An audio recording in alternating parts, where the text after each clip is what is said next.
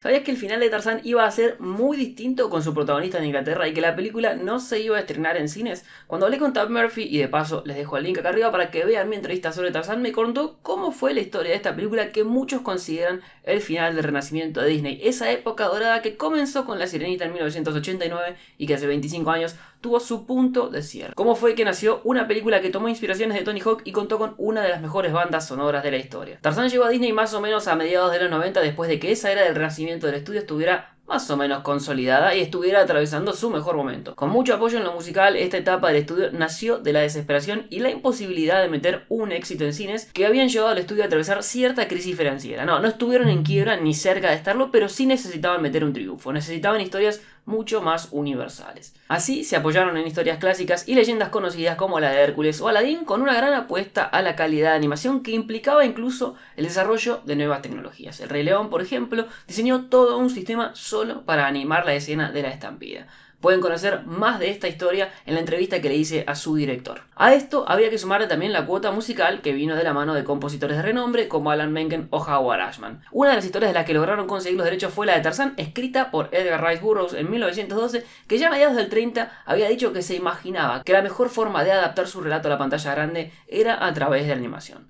A mediados de los 90 se hacía oficial entonces la contratación de un director llamado Kevin Lima que venía a trabajar en la película de Buffy. Tarzán se iba a convertir así en la 37ª película de la división de animación de Disney, aunque estuvo muy cerca de no hacerse realidad. Para escribir la historia de Tarzán y darle ese giro que se necesitaba, desde Disney se pusieron en contacto con mi amigo Tab Murphy para que le buscara el elemento de peso que permitiera explotar a la película. Eso sí, la idea era tener un proyecto que fuera directo a video y que no tuviera paso por el cine. Tarzán iba a correr la misma suerte que otras películas como Pocahontas 2, El Rey León 2 y tantas de esas que jamás pisaron una sala.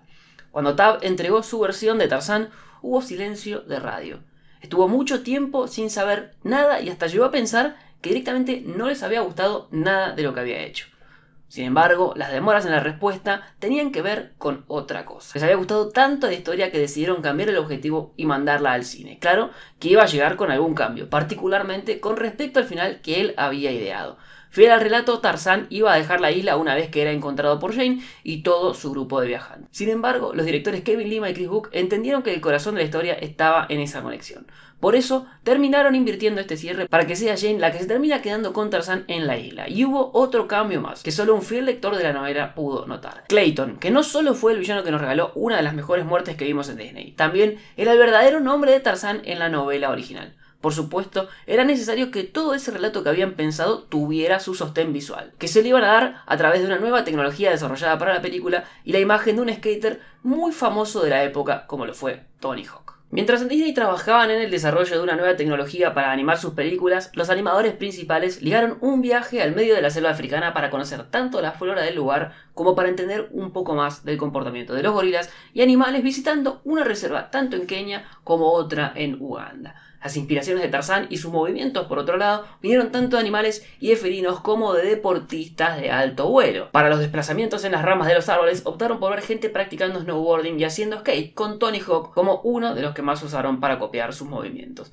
Así, el protagonista fue insertado en un entorno que nos voló la cabeza por el nivel de detalle gracias al software llamado Deep Canvas, que creó ambientes en 3D que parecían pintados a mano. Así, se logró un estilo que luego se iba a replicar en otras películas, como lo fue El Planeta del Tesoro y en Atlantis, que casualmente también fue escrita por Tab Murphy, y les dejo aquí el link para que pasen y vean la entrevista que le hice al respecto. Para que se den una idea del nivel de detalle, solo el comienzo de la película llevó casi 3 años de trabajo para poder diseñar todo el naufragio del barco, que, dicho sea de paso, es la secuencia por la que muchos conectan esta película llamada Tarzán con Frozen y dicen que el propio Tarzán es hermano de Elsa. Y tan errados no están porque las películas comparten directores. Con la animación encaminada y la historia definida, faltaba el toque final, la música, que iba a llegar de la mano de una de las mejores bandas sonoras de la historia. La banda sonora de Tarzán es espectacular. Hijo de hombre o En mi corazón vivirás son muy recordados por todos los que vieron las películas, sin importar el idioma, porque tanto las versiones originales como las dobladas tuvieron su impacto, y eso fue 100% gestión Phil Collins.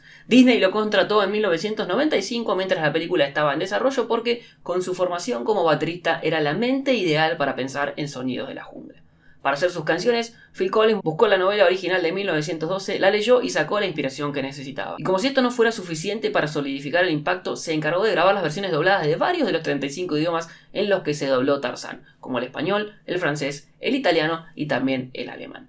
Obvio que la dedicación trajo sus frutos. En mi corazón vivirás ganó el Oscar a la mejor canción original del año siguiente. Fue la inyección de Phil Collins la que terminó de darle el impulso a Tarzán, que en junio de 1999 empezaba su recorrido con sabor agridulce para Disney. Tarzán se estrenó el 18 de junio de 1999, en Argentina llegó recién el 8 de julio, entiendo que para coincidir con las vacaciones de invierno nuestras, y fue un éxito rotundo. Recaudó más de 440 millones de dólares a nivel mundial y se convirtió en un hito de la cultura pop, que pronto iba a enamorar también con otras cosas surgidas de este universo como el famoso videojuego. Pero mientras en Disney se relamían con las ganancias, también empezaban a ver el final del famoso renacimiento. Es que después de Tarzán, las películas empezaron a ser cada vez más costosas. De hecho, con un presupuesto de 130 millones de dólares, fue la película animada más cara hasta esa fecha. Para ser rentable, le tenía que ir muy bien en la taquilla. Para colmo, en Pixar no paraban de generar éxitos y se estaban llevando a su público. Así, 10 años después del inicio del renacimiento de Disney con La Sirenita, llegaba el punto final.